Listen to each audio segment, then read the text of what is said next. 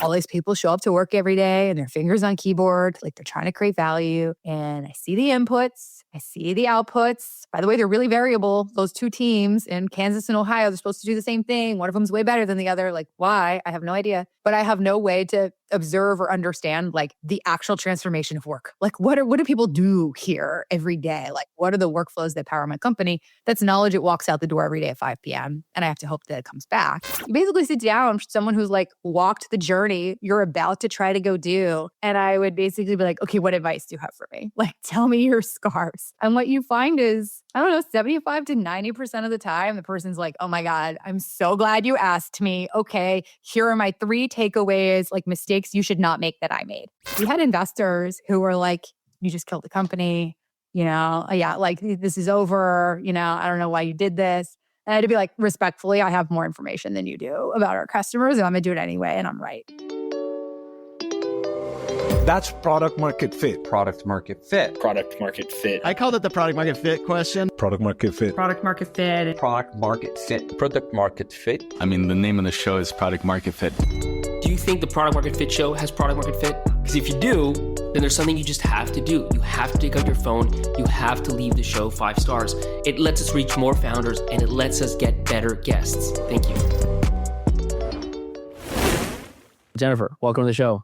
Thanks so much for having me. We interview 2 types of founders. Like we have like early stage founders, maybe just raised a Series A, and then late stage founders like yourself, maybe, $1 billion plus or so on. But typically there's like a lag from the time they raise a round till they come on the show. At least you'll tell me, but like on Crunchbase, I have you raising this round $75 million like last week. Yeah, we announced it last week, which means it closed like the week before. So you might be second record in terms of like how fast from announcing a round to coming on the show.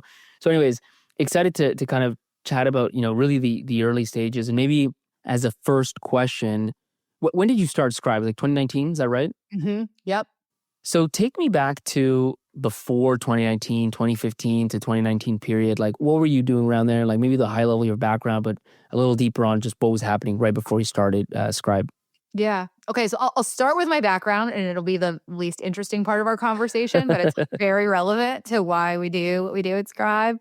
So I spent a bunch of years at McKinsey in the Oregon ops practice. So that's like a fancy way of saying 200 to 250 days a year on a plane, going to places like Kansas and Ohio into these like really big operation centers and trying to figure out how to make them more efficient. And my trick was I'd just find the best person and I would pull them aside and I'd be like, why are you better than everybody else? And they would pull out these thick binders of laminated pages with step-by-step guides. And they'd be like, okay, I was told to just memorize this and do this.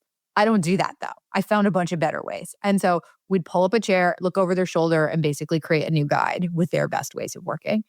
And we charged like $1 million a month for that. And I thought it was crazy that was the state of the art at the time. I mean, this was, like 2015 or something. Like clearly like it should be better. And I was like, someone will clearly make this better. Like this cannot be the way that the world works in the future. And I kind of moved on with my life. And then I found myself living out here in Silicon Valley. I was working in venture at the time. And, I think here we talk a lot about how to sell software, right? But I was really curious, like, why are people buying software? And I spent a lot of time with enterprise buyers, so like CIOs, CTOs. I interviewed over 1,200 of them while I was in venture. What firm were you at, by the way? And like what stage? I was at Greylock on the enterprise software side, unsurprisingly. And I would just ask them, and like they want to talk to VCs. So like I had the benefit of being in a chair where people wanted to come talk to us and like understand what we were thinking. And I would always flip the question back to them and be like, well, what do you wish we were thinking about? Like, what do you wish that Silicon Valley was building and investing in? Like, what keeps you up at night? And I kept hearing this theme come up over and over again, which was my company kind of runs on institutional know-how. All these people show up to work every day and their fingers on keyboard, like they're trying to create value. And I see the inputs, I see the outputs. By the way, they're really variable. Those two teams in Kansas and Ohio, they're supposed to do the same thing. One of them's way better than the other. Like, why? I have no idea.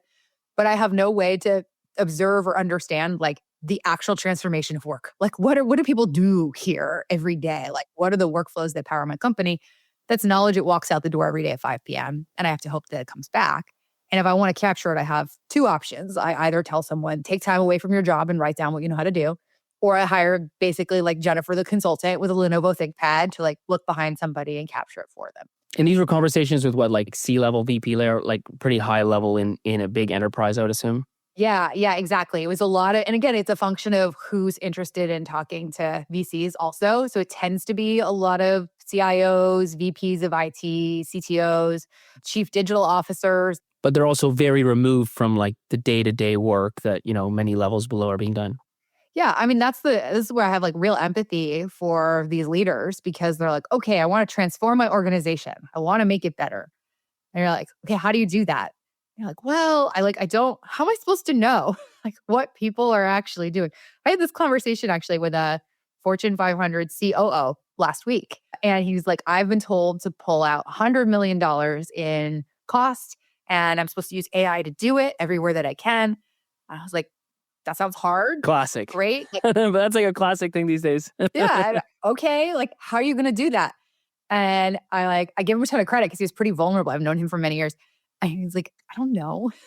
how am I supposed to know what those people, 5 states away from me or 2 countries away from me, like if they're doing the right set of things for the business and like if it could be done in a better way. That's a really hard thing for any leader to get their hands around. Like literally, unless you're walking around and looking over everybody's shoulder the whole time, like doing what I did, like at scale, like you don't know, you have no way of knowing. And so these people try to drive transformation, back when I was in consulting, a lot of digital transformation, there's like the cloud transformation, there was a different flavor. Now they're trying to drive AI transformation, but they've never had the data to be able to actually do it. It's interesting on the data point because in terms of business intelligence and like numbers and dashboards, like that thing has happened so many times over. And so they have all these KPIs, but it's almost like when it comes down to what people are actually doing to drive those KPIs, the workflows, that's where there's just like no visibility still. Yeah, exactly. You can see the inputs, like you see the salaries that you pay people, you see the software you buy them, whatever. And then to your point, you see the outputs, you see the KPIs, but you have no way of actually observing like the transformation of work. It's like having a soccer game and you're like, okay, I know all the players who are going to participate in the game and I see the final score at the end, but I can't observe any of the play, like the feed just blacks out for like the 2 hours that like the players are playing. Now coach those soccer players on how to be better. Go. That is pretty crazy. That's actually, it's a good analogy because even if you see the assist and you see all like a lot of the data, you still, if you don't see the actual thing happening, it's going to be hard to, I mean, you might know who your best player is and your worst player, but then everything in between is going to be impossible. But why? Why is that best player so good? Right. What do they know how to do that I can coach my new up and coming players to be more like? How long were you a VC and how long did you like those 1,200 conversations? That's over like how long of a timeline? 3 years, 3 or 4 years. And you're talking to these people like through that whole 3-year period? Yeah. Again, a lot of them are very interested in Silicon Valley, and I was really interested in them. And so a lot of them would come visit the Valley. They would visit, Google, whomever they had a bunch of relationships with. And then we'd say like, oh, come stop by, chat with us too, meet some of our companies, whatever. Just cold outreach to a bunch of people. And when you say you're from I don't know, you tell me, but like when you say you're from a VC firm, like they're more interested in meeting with you than if you're some average person on the street. I think that's true. I think it's more the time, like it's more your time that you at that point, if you're going to do it, like, I mean, that's 400 a year. That's where it's like, okay, like you're investing a lot of time into doing this. And obviously it informs your investment decisions, but then ultimately sounds like it informed what you built with Scribe. Yeah. That wasn't the plan at the time. It's not like I knew I was going to go start a company afterwards. I was like, I'm doing customer research, right? It was just because I was really curious about, maybe it's the former consultant in me. I don't know. Like these people were my clients. Like I said, I kind of feel like I get them and I feel for them. And they're like trying to do the best that they can. And their jobs are really hard. And so it was like fun for me to chat with them, It was just like a nice perspective. Very different than, the founders that we would be talking to. Like just a very different conversation. When did you decide that you were going to leave and start Scribe? Like what was the catalyst? Yeah. So I had maybe like a bit of a crisis of purpose professionally. I was in my 30s at this point. I was about to get married. And so I was like, okay, you know what? I'm going to take a few months off from work and plan my wedding, or at least say I'm going to plan my wedding. I have no interest in actually planning a wedding. I did very little of it. But I was like, all right, I'm ostensibly going to like plan a wedding. And I'm going to like think a little bit more about my life. And what I realized. Did you quit or did you literally, they just let you take like, go 2 months off, kind of figure it out? No, I was like, I'm leaving. This was a wonderful tour of duty. The thing that I knew at the time was I call VC like an intellectual Candyland. There's always like really interesting people who walk through the doors and their founders were like so passionate about their thing. And like, even if I don't care about distributed storage, like they do so much, just like infectious, And I just like, I got a ton of energy from that. I was really inspired by that. But I kind of likened it to, you go to like a really fancy party and you're really hungry and you're like, great, I'm going to eat here. And they like have all these past hors d'oeuvres and like they're tiny and each one's like really amazing. You just like eat a bunch of them. And then at the end, you're like, I kind of feel like crap and I'm like still hungry. But I like technically had all of this fancy, shiny food. And I was like, I want a steak. Like, I think I want like something that is just like hearty and substantial, a single thing that I can like really sink my teeth into. And so I knew it wasn't going to be VC. I wasn't sure what it was going to be. I had always been kind of attracted to the building side, but didn't really know, to be honest. Just knew like, okay, I don't think it's going to be this. It's going to be some other more operating chapter. It's true. Like VC is, you get your hands in a bunch of different things, but unless you specifically like the art of like investing and creating portfolios is like the be all end all that you're going to do. If you want to build companies, you're always going to feel like, yeah, like you're still hungry at the end because you really are not building these companies. Yeah, it's surprising to me how people go between venture and operating because there's like completely different skill sets and like Yes. completely different dispositions about what makes you happy in life. And so when I meet people who go back and forth between the two, I'm like, how do you do that? Like, how do both of them scratch an itch for you? I meet a lot of people like looking from VC to come into operating, right? It's for like an associate looking to transition. And I'm always like really pushing them. Like, are you sure you want to operate? It's like super different. Yeah, I think both transitions are hard, but I think especially the classic, like I've been a VC and I'm going to be an operator is especially hard just because, I mean, the founder life, like 0 to 1, I mean, you know this, you haven't been through it, but it's unforgiving. And like as a VC, there's so many luxuries you just don't even realize that you have. Yeah. So I knew I wanted something different. I didn't know what that was. And I realized that I had never actually asked myself a very important question, which is like, what do I want? Sounds simple. I don't know. I realized that the question I'd always been implicitly answering for myself is like, what do I think I should do? What do people like me do? What's prestigious? I don't know. What's a hard job to get? Like all these kind of bullshit questions that I wasn't consciously doing it, but I realized that's what had been kind of subconsciously driving me. And so I like took a journal to my local park every day and I like freaking journaled about like I didn't have a journaling practice before this. This is like a new thing for me.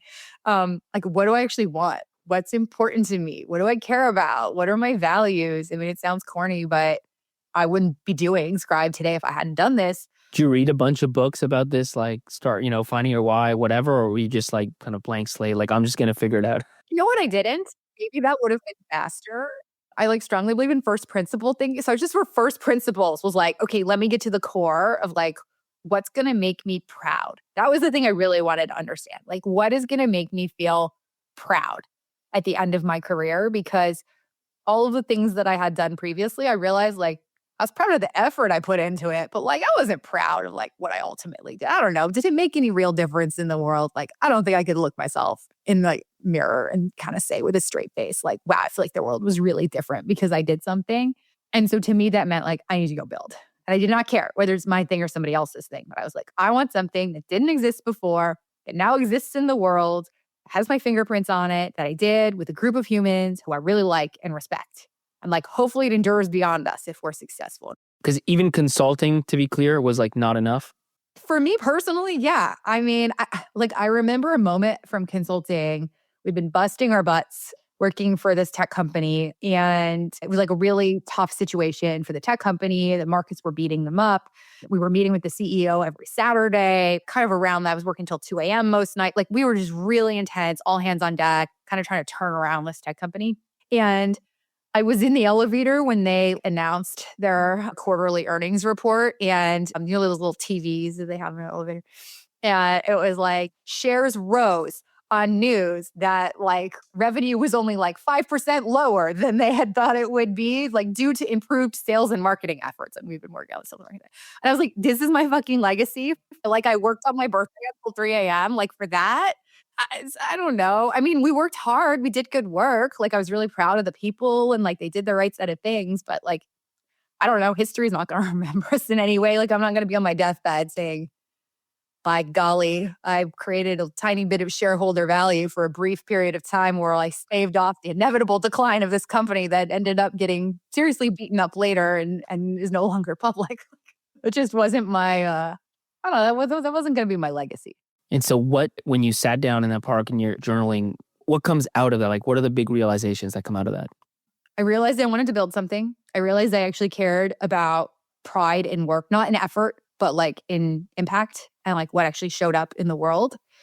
I realized that a lot of my internal operating system for how I like made decisions and thought about things had come from people and institutions I'd been part of rather than something that was like true to me and what I actually thought and what I actually felt. I just had kind of absorbed it from the places that I had been at. And so I started questioning all of that and instead was like, okay, if I just take away what the world has sort of told me that I should be doing, and I look inward only, what do I want to do? Like, what do I think is important? What feels like the right expression of me?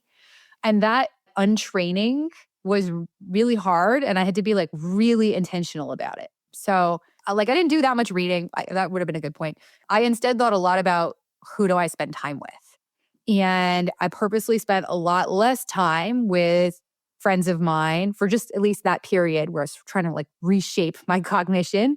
I spent less time with friends of mine who I think had a lot of that old thinking I did of like, okay, you shall follow the linear path. You shall do the sets of things. This is what makes you like, a good professional.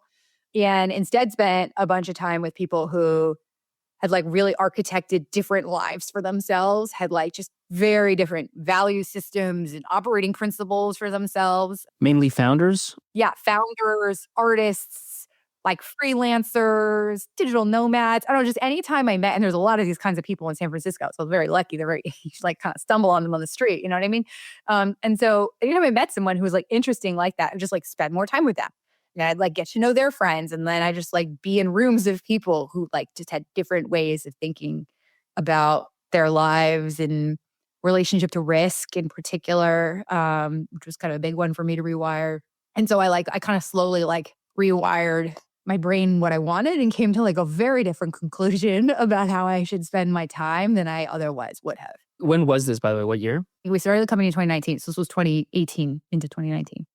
And then what falls from that? Like, because you want to build, like, so were there any problem sets that you particularly like cared about that just resonated with you? Or what's the next step after you decide you want to be an operator? Yeah, very deeply. I had a professor once who said, find the thing about yourself you're always apologizing for and like find a way to make money off of it.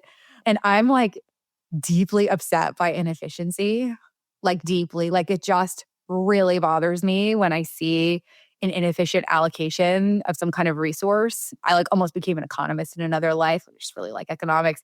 And so I think it kind of came from that. And the way that 9-to-5 knowledge work is structured is like one of the biggest freaking wastes in the world, in my opinion.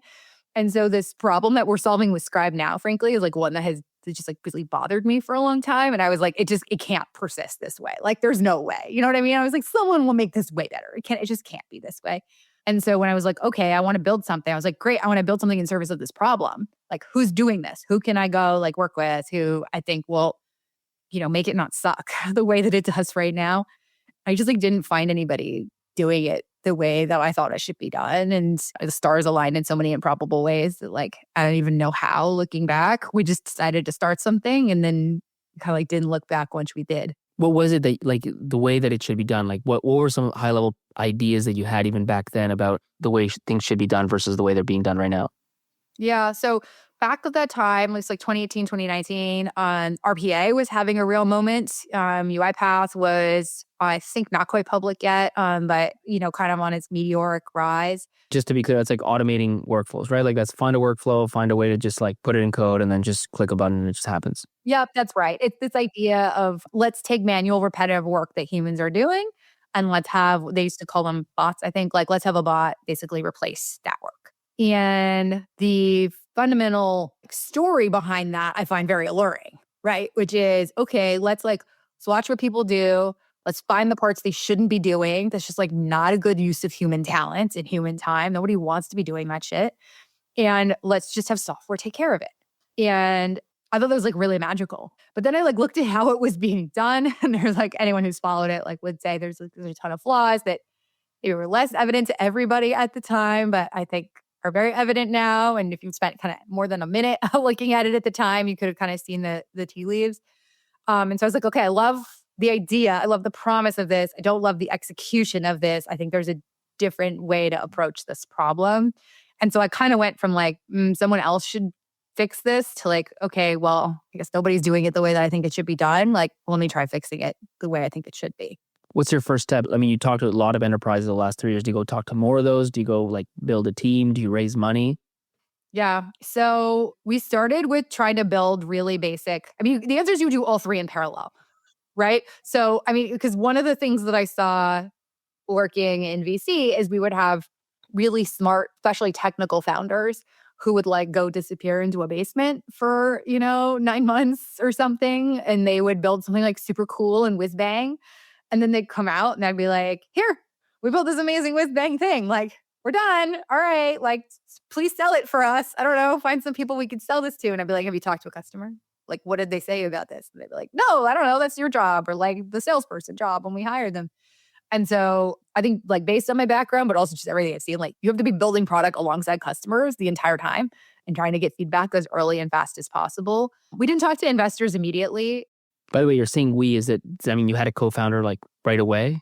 Pretty early, yeah. So I knew this was a problem I wanted to solve. And then I like spent a bunch of time trying to meet folks who, I could work on it with, like technical folks. Whether it was like a co-founder, kind of early employee, whatever, it didn't really matter.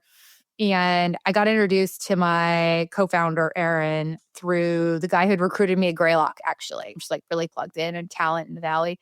And I kept a spreadsheet. I met over 80 people before I met Aaron. I like stopped at 80 people keeping track. I'm just like, this is a lot now. I don't know. I'm just going to start meeting people and we'll see. And I knew within like the first, 10, 15 minutes, like I still remember that first meeting with Aaron where I was like, this is a special freaking dude. What was it about Aaron? Like people have asked me this and I'll give you like my rational answer that my brain tries to fill in later. But the truth is it's like a gut feel. I mean, I still interview almost everybody we hire at Scribe. I probably spend 75% of my time on recruiting right now. And I'm just always looking for this like gut feel of specialness of somebody. And it's someone you look at them and you're like, I just believe that you will run through a wall to figure this out. And you've got the horsepower and the grit to do it. The gut feel, by the way, is key. But one of the things that's really important, which you mentioned, is you met 80 people. And obviously before, you're meeting a lot of founders before. So you have to build that gut feel over time. Yeah. I do the same thing now, by the way, when we're hiring, especially in the earlier days before we would hire for a new role that I had never hired for before, especially a leadership role.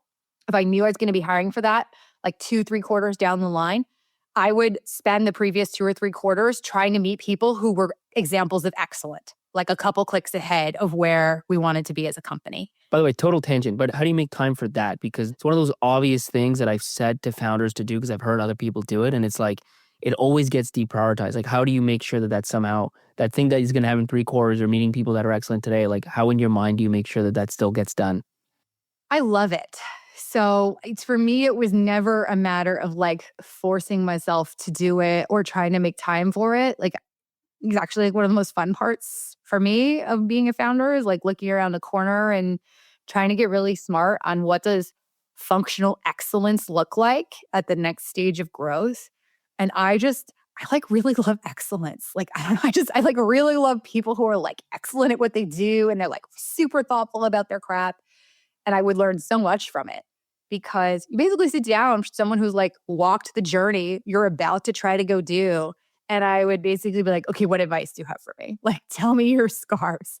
And what you find is, I don't know, 75 to 90% of the time, the person's like, oh my God, I'm so glad you asked me. Okay, here are my 3 takeaways, like mistakes you should not make that I made. And I learned content from it. And I took really detailed notes every time. I mean, this is before, granola and whatever. I'd take like super detailed notes every time. I'd share it with my team. We'd have like deep conversations about what we could learn from it. But it also like taught me how that person thinks. And so I could then build a mental model in my head of like, what does excellence look like? Like, okay, I'm hiring a VPE, and like what would excellence look like in a VPE? Okay, there's many different flavors of VPEs, but like here are the common threads among the folks that I liked, or like important tensions. You learn so much. It's like a free education. I don't know. And like you just meet like really interesting people along the way. And I think when people realize you like doing it, they also like intro you to more people. So it's very easy to meet these people once you start doing it, because investors and other folks in our network are like, oh, like Jennifer really likes these sorts of things. I'm just going to keep sending them to her. Before product market fit, team is obviously very important, but in a different way. But post product market fit, it really is all about the people you're getting on the bus to keep executing. And I always compare that, like, take soccer, right? Like, you don't know what a great striker is until you've seen true world. Like, you might be in your playground, you're like, wow, like Johnny's such a great striker. And then you go play a level up, and you're like, oh my God, wait a second. He's actually like barely good enough. And then there's levels and levels and levels. And it's the same thing with business. Like, there's so many levels of what excellent is for any given role and stage. Obviously, you got to factor that in. Stage is really important, actually. Yeah, there's the stage fit, of course. But I mean, if you're a first-time founder, let's say, and you just haven't gone there and you haven't worked in those organizations, how can you be expected to hire a great... It's no wonder how many mishires happen if you just think about it from that perspective. Yeah. And the stage appropriate is super important too, right? So like if you are in, preschool soccer right now or something, and you're watching the FIFA, like, and you're like, oh, I want somebody like that. And we have now tapped the end of my soccer knowledge. I can't name a famous soccer player. It's FIFA, by the way. So I was... FIFA? Yes. See, I gave myself away. I don't know. Cristiano Ronaldo. I heard that name. That's a soccer player, There you go. right? There you go. Messi is the more important one, but yes. I know nothing about sports, but I've like faked it so far with my sports analogy. Like that person is not going to help you get to kindergarten soccer. You know what I mean? You drop them in a kindergarten or your first grade, like the next stage of whatever it is from where you're at. Like they're going to have no idea how to operate. They're going to be like, what do you mean I don't have like another world-class player next to me right now? And what do you mean I don't have this amazing coach and $1 million a year, like trainer person, whatever it is that they require? Like they're still going to do well in that environment. So one of the mistakes that I see it like first time early stage founders make is they're like, oh, I'm going to go hire the like person from Cisco or something. I don't know, like the big leagues, and I'm going to bring them into here. And I'm like, they have no idea what to do and how to operate in this kind of environment. What you really need to understand is who are the people who have gone where you're trying to go, like a few clicks ahead. That's what you're trying to solve for right now. So I took you in a huge tangent, but we were back to Aaron and what the rational part is for why you decided that he was the right co-founder. Yeah.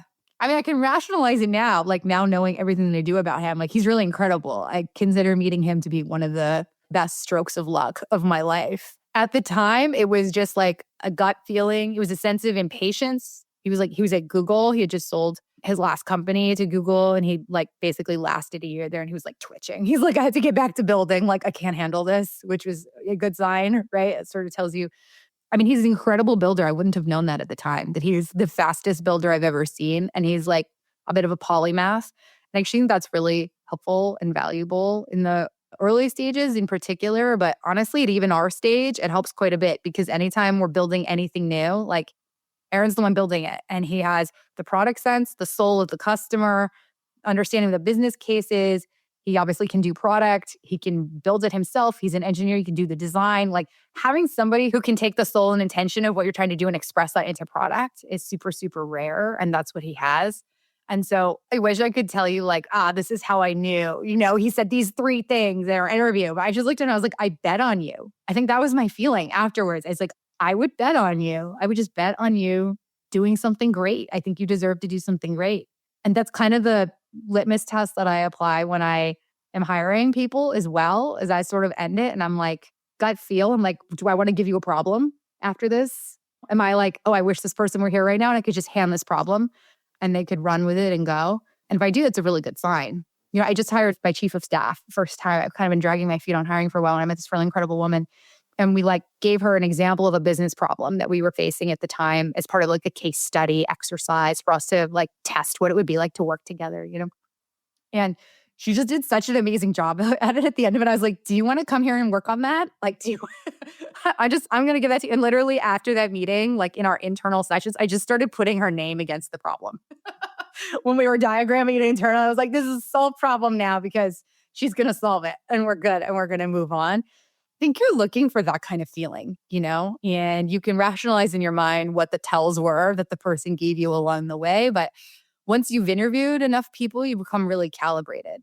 I've interviewed thousands of people at this point. And so I have my biases, but I'm very well calibrated against my own biases. We have tens of thousands of people who have followed the show. Are you one of those people?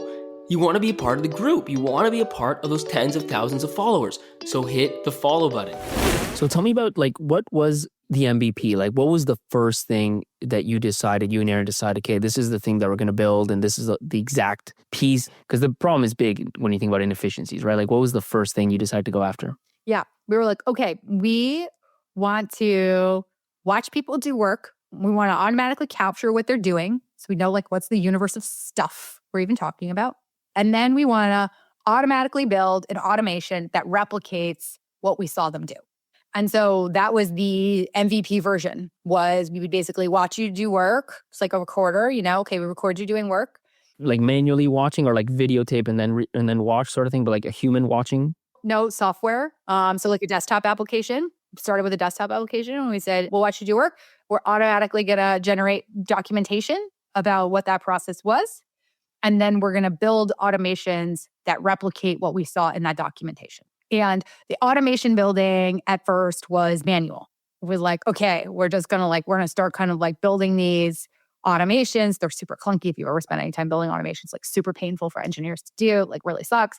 But we were okay, we're just going to do a bunch of these and we're going to learn along the way how we can make these better. Just to add context to who was your first customer or who was the first roles? What type of work were they doing that you were automating? Yeah. So we started off very, very early MVPs. I just went to folks I knew. So founders, I knew some big companies as well. And I would just be tell me about your painful, repetitive processes. I'm everybody's got them. The challenge we learned is a lot of people don't know where they are. They know they've got them, but they don't know where. So that was a big problem in and of itself. And so I had to do a lot of almost professional services work to help them figure out where it was. That makes sense to me because probably the lowest level employees would be the ones that would most know what they're doing that's highly repetitive. It's totally divorced. The people that I'm talking to are not the people who are in the weeds of the day-to-day work, and they have no idea what those people are doing. And so they have to do a whole up the chain, down the chain, asking a bunch of questions to try to identify. But did you care whether it was an HR workflow or a marketing or a sales or an engineer workflow? No. We just said, give us your shit. And that was by design to kind of figure out where the need was, or was it always just supposed to be super broad on purpose? Our view was that we wanted to be horizontal. Because from a software perspective, I shouldn't particularly care whether you're doing, quarterly reporting or whether this was a real early one, doing manual key provisioning for new tenants. In some ways, it doesn't matter. It's people are in software and they're clicking buttons and they're typing information to execute some kind of process. And so we should be able to watch that, turn that into something that is readable by humans and machines, and then be able to automate it. And we learned a few things from doing this. One, really hard for leaders to actually know where's the repetitive work that can be automated. By the way, huge parallels with AI today. Seems obvious, but we just released a product on this, which is all about helping leaders understand where are people actually doing work? Where are there inefficiencies? Where could you apply AI agents or even just basic process improvements to drive value? Nobody's ever had that visibility before. So, okay, I had to manually run around and do that. And I was this is going to be really hard for us to do. It's not scalable. Two was building automations really sucks. And RPA is a really terrible way to automate, actually, because you're doing it at the UI level. And so there's a bunch of reasons why, but a big one is very fragile. Minor thing, you talk to anybody who's ever done RPA and they're it breaks all the time. Maybe give me an example of something you try to automate and then realize the edge case is one little thing different and it breaks. I'll tell you a painful one I remembered, which was when I realized this, we're a small startup, but even I was sort of divorced from the true pain that our engineers are going through. I happened to go on one of our engineers' calendars and I saw he had a recurring 9 a.m., 10-minute update. It was update automation, I think is what it was called. And I was Thomas, what is this? And he was like, oh, yeah, the automation's like super fragile. It breaks all the time. So like, I actually just have to go in every day and do the process. And I was like, fuck me. We can't keep doing this. This is terrible. So he was the automation. He was mechanical turking it, basically, Right. like, you know, like very skilled San Francisco engineer, mechanical turking a basic process. And the third one, and I think this is like the one that ultimately led us to the company that we're at today, was we had customers say to us, like, automation's interesting, but like, that's not the most valuable thing that you're providing for us right now. They were like, you know, it's by definition pretty incremental. That's my like lowest value activities that you're talking about. But like that documentation thing that you did where you like watched people and you like automatically created guides on what it was they were doing, like that's really interesting. Like, can you help me understand how my people are spending their time and then help them be better at where they spend their time? Like that's a step change improvement in our business. If you can pull that off, like that's what we're really interested in. And we had some end users who would like literally use the documentation piece and be like, don't bother building the automation. Like, I don't want that. I'm just going to take this piece. And so we said, okay, well, that's actually the core of it. Like you have to really understand how work is being done and make people better at the stuff humans are doing before you even start talking about like, okay, what can I automate or whatever else? Because what was the value of that document? Is it to train new employees or disseminate knowledge like within the employees? Like how was it mainly used?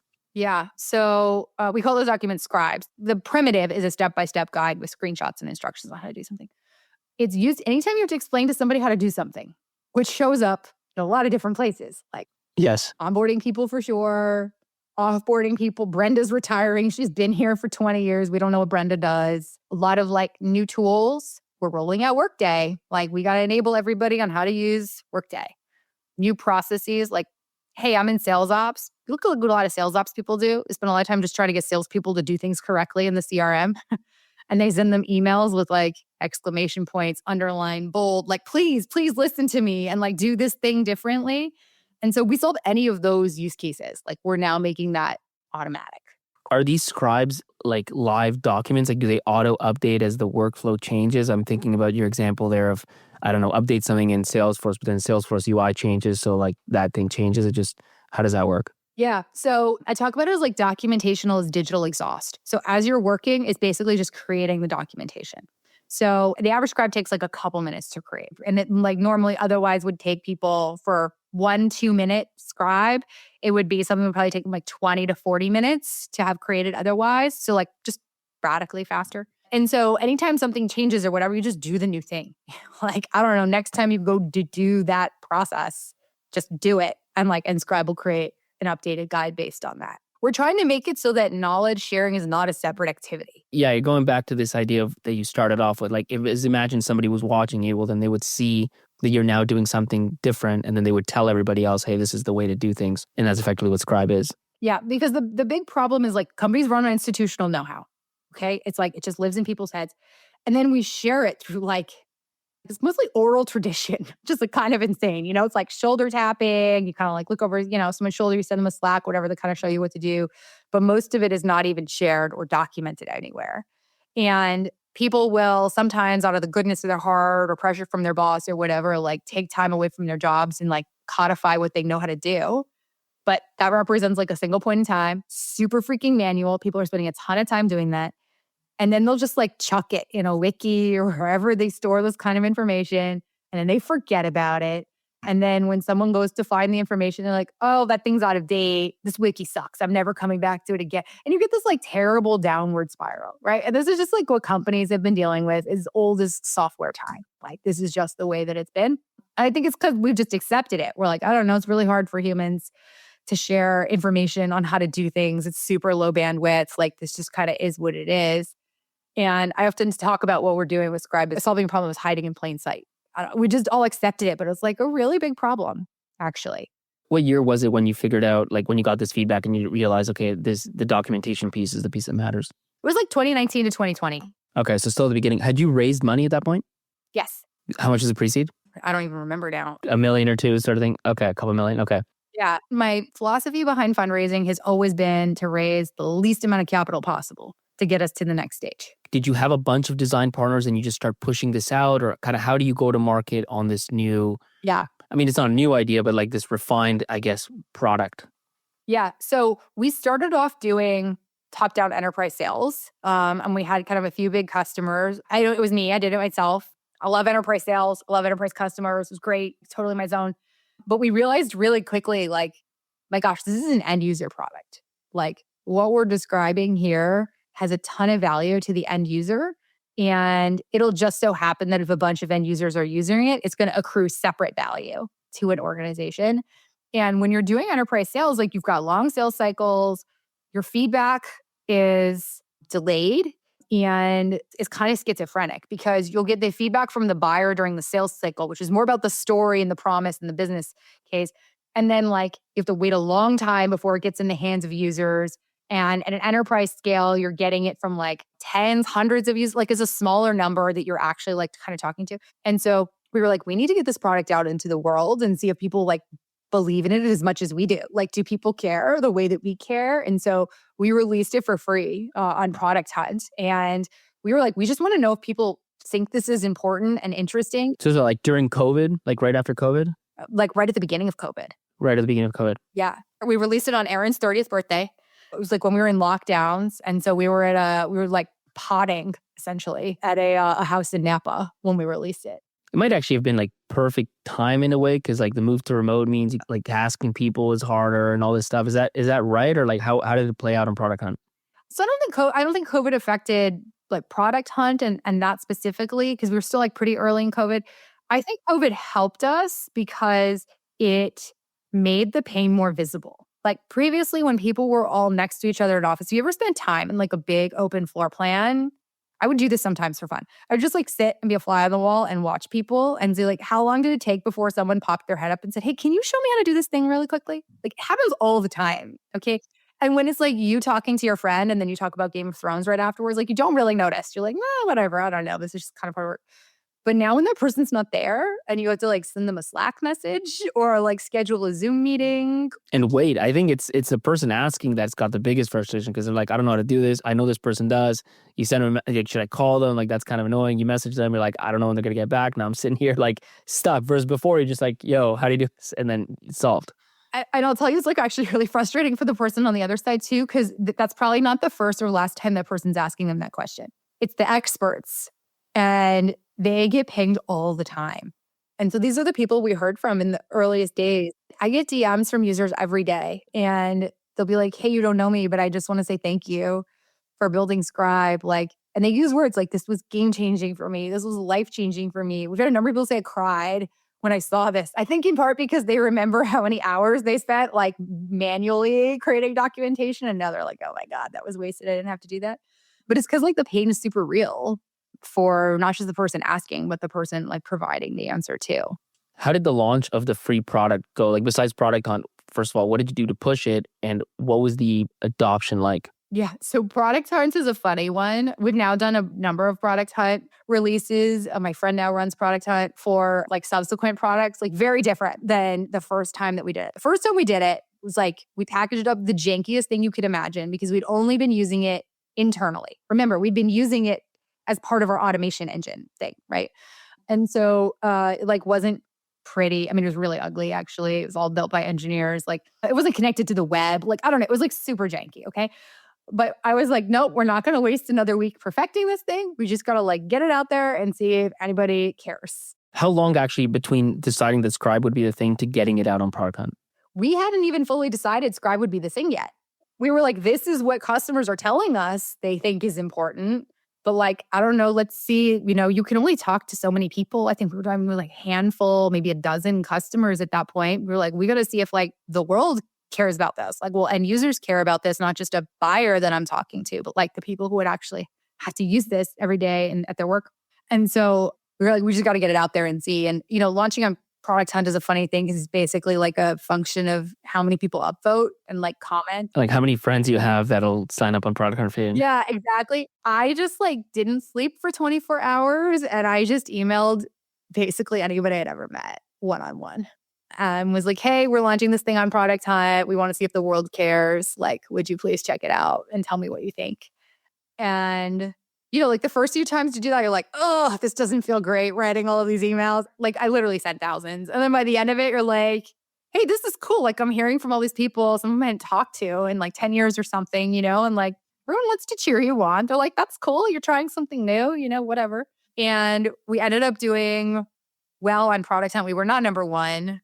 I think we were like number two most of the day. And then we like declared victory at like 7 p.m., even though it keeps going until midnight because it was Aaron's birthday. And so we were like, we got to go celebrate his birthday. This is like a big one. It's his 30th. And so we like kind of like left our computers or whatever. And then we like just slipped in the rankings, but we slipped Oh, God. in the top 5, which I think is, you just kind of need it to get onto the newsletter or whatever. But we're like, okay, I don't know. Like, let's kind of see what people care about. And we set a goal for ourselves. And I said, okay, in the next 2 months, let's see if we can get, I don't remember the number. I think it's like 500 downloads, like a really small number. Like, let's see if we can get 500 downloads. And if we can get that, we will use this as the indication that like, this is the future of the company and we shall do this. And it's a download because you actually download like a Mac app. It wasn't even connected to the web. Okay, this is like the jankiest thing you could imagine. Really basic MVP. But it worked. It would work, yes, because we've been using it internally, right? So like it was something we'd built for ourselves. It worked. It just wasn't designed to be like the prettiest. And what was pretty cool was we just like started getting downloads, kind of every day, like see some more downloads come through.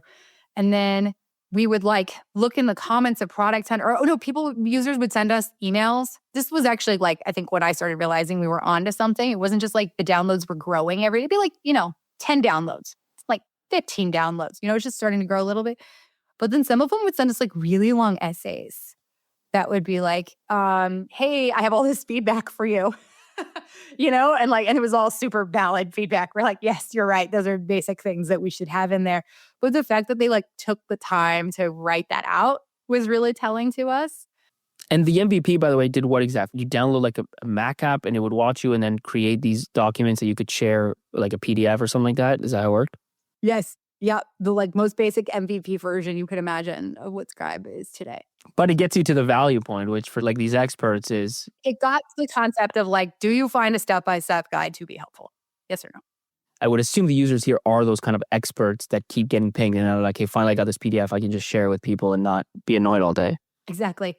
And that's like, those are the messages they would send to us.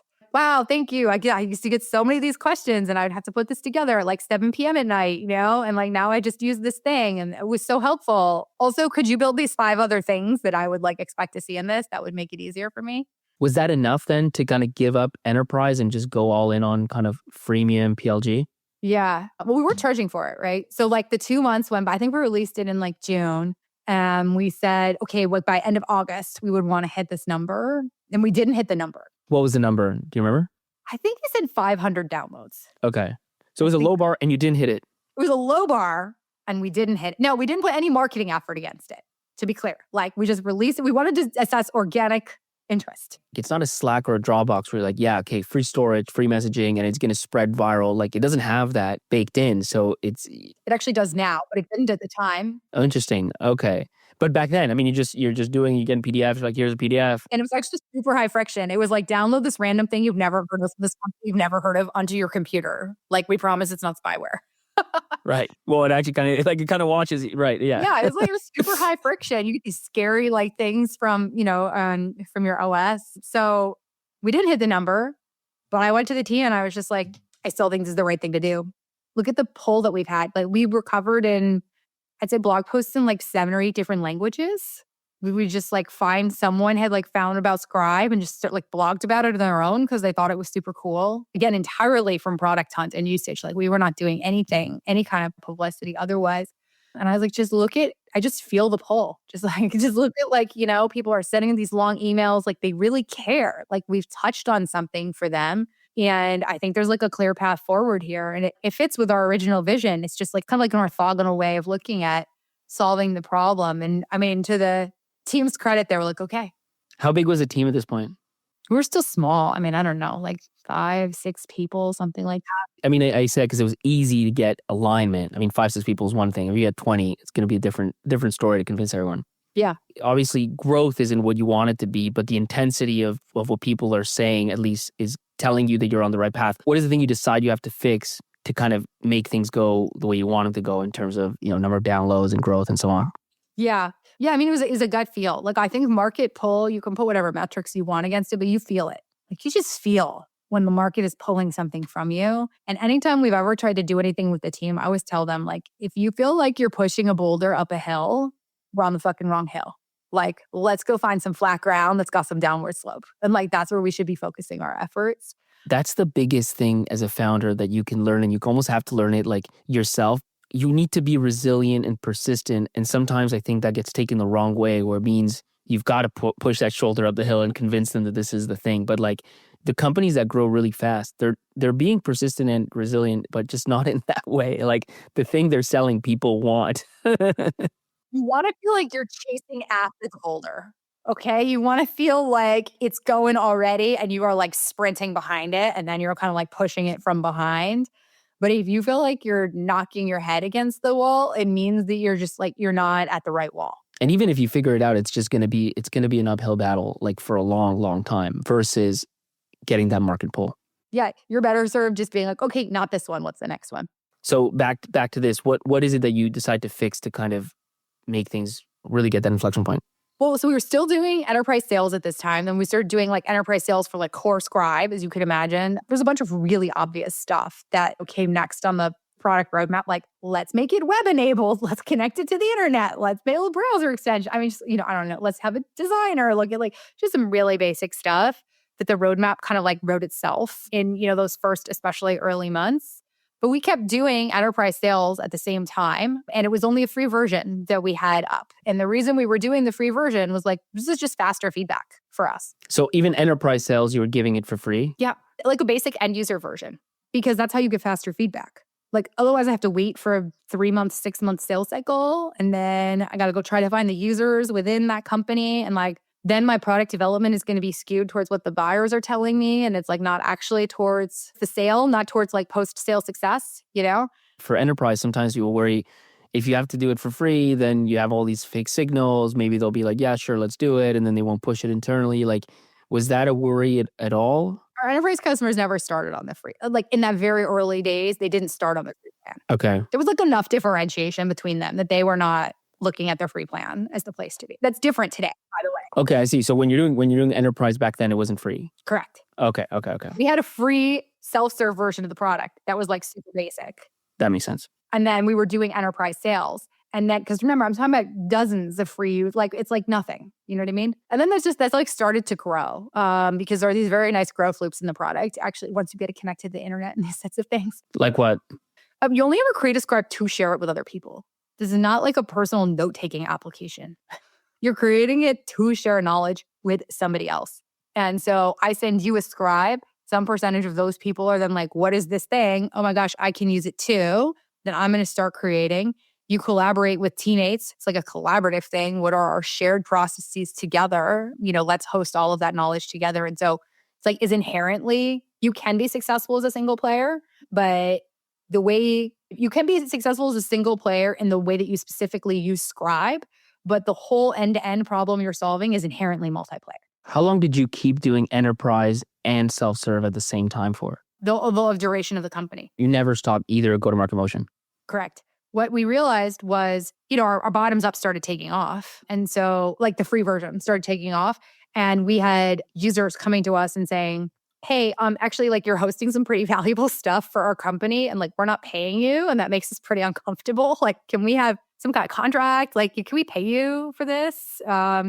And so we put up a Stripe link and like we started getting money coming in. And for them, it was what, like the security compliance kind of side that made them nervous? Yeah, they were like, we depend on this. And there's no kind of expectation for anything right now because you're free. And so like there's even just an implicit contract that comes with like when you exchange money for a good or service, you can like expect something from that service. I think their point was just like, I don't know, you're something random thing on the internet. And I just started using it. And like now my business kind of depends on it. And so can we please have like some kind of money exchange here? And so that birthed our self-serve product. And we have always had, since then, a free, a self-serve, and an enterprise product that is sold through a sales team for the history, kind of since then for the company. And in many ways, that's like very classic PLG. I would say the difference is we've built out sales earlier than other PLG companies did for a number of reasons, including I spent a bunch of time talking to PLG companies that were like several clicks ahead of us. And I think one of the very common mistakes many of them made is they waited way too long to build out sales. And they built out sales only when they needed it because their PLG business started stalling out or whatever. And like, that is too late. Then you end up in like a very hard shift, kind of whiplash moment for the company. And like, that's a very difficult thing to navigate through. And so we said, like, we're not going to do that. We're going to be doing this kind of together from the beginning. Most people told me I was crazy and wrong for doing it that way. The common thing is like you got to pick a path. You can't do enterprise and this at the same time. But the sandwich thing I think has gotten proven out over time that it is like the right motion. You think Slack like has the history line. Like once you hit X number of messages, it kind of cuts you off. Dropbox is like the amount of storage. Where did you draw the line in terms of free versus, let's say, getting to an enterprise contract? Like what were some of the reasons to upgrade? Yeah. So we kept the free version super generous. Like we didn't really even start introducing usage limits until like kind of recently. And even now, it's probably pretty generous. Like I certainly had users saying to us, like, this is really generous. Like you don't even have to do like, it's bad when your customers are telling you like you're under monetizing. Charge me more. Yeah. Yeah. And I was like, I don't care. What I'm trying to do is create value for the world right now. And you know what? If you use Scribes for free, you never pay me a dime. You're still valuable to me because you are creating Scribes and putting them out there in the world. And we're becoming the standard by which people are documenting processes. We're documenting more workflows. We're getting smarter at how we do this. And you're doing user acquisition for us. So it was always valuable to us, even if no one had any chance of ever paying us a dime for it. And, we said, like, we're just going to have these along the way. And we did feature gates. We did feature limits. So, like, what were some of the things that folks were asking for that were maybe like a little more complicated, a little more, pro features. And so we put that in our pro plan. And then enterprise would be, all the things that are required. We worked with pretty big financial services firms pretty early on. And so we actually built a lot to be enterprise grade pretty early on the security side, on the compliance side, on the enterprise admin side. Like we built that much earlier than I think folks would think that company would, given what we were doing. And so there's actually pretty clear differentiation between them. We still to this day do not do very much to try to drive upsell for people across those plans. Like it was like, let's just create value for the world and we can figure out how to capture it later. How long did it take you to hit like $1 million ARR? A while and then pretty quickly. Maybe tell me about like, seed, Series A, like what kind of revenue trajectory were you on back then? I know it might be hard to remember, but yeah. Just give me a sense. I mean, our seed, we were like practically no revenue. Okay. That was the $8 million 2021? Yeah. And then our A was a preemptive round done 6 months later. Okay. And so I think we'd start getting some like good, interesting traction on usage side and like interesting enterprise pipeline and whatnot. But it was, it was like 6 months later. Revenue was probably still not at $1 million or around $1 million. It was similar, under a few million. And that was like a bet on, I think, where the company was going to go. At what revenue stage do you think you really hit an inflection point? I think once we got to like a couple million. It also depends on where the revenue is coming from, right? So I'm trying to disaggregate like enterprise versus self-serve. And I think it was much more about when we like hit kind of the repeatability, predictability on the self-serve side. And it's because we spent a lot of those early months really deeply understanding the value to end users and the growth loops in the product. If you joined any all hands in the first few years of the company, even all you ever heard me talk about was end user love. So like we really tried to understand end user love. We're in the top 1% of NPS for all software. We like really, really tried to maniacally understand end user love. And then how do you get these growth loops growing, both in the product and then also word of mouth? It's really big for us. Ken, because we kind of like touched on this nerve for people. They like went and shared it with their teams and their colleagues and whatever. Do you measure word of mouth? Like, do you have a sense of how much of your new usage comes from word of mouth? It's a really hard thing to do. I know it's not. That's why I always ask like when I can. We now have a very sophisticated user acquisition and growth marketing team, and they measure things in terms of incrementality. And so if you're familiar with like MMM or any kind of lift testing, it'll basically capture any organic word of mouth that comes from, so let's say you like let's say we pay to acquire one user, but they bring 3 friends along with them.